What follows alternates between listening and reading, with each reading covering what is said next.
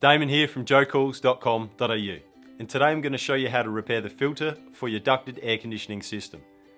Now before we begin, let's have a look at the filter. We can see that it's made up of three main parts. We have the filter frame, the filter media, and the spline tube that holds that filter media into the filter frame. Before we repair the filter, we're going to need a few things.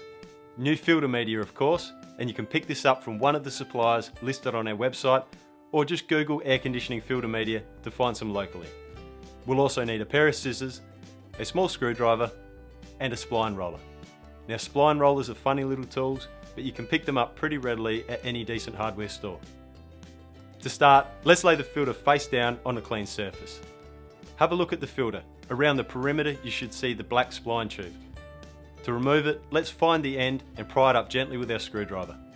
Once we have the end, the rest should pull out easily. Now, the old filter media should lift out and can be thrown away.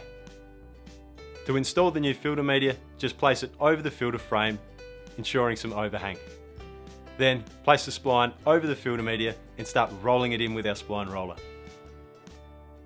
When we get to the corners, we can work them in with our screwdriver. Once you've finished rolling in all that spline, cut off any excess filter media with your scissors to finish off the job. And that's it.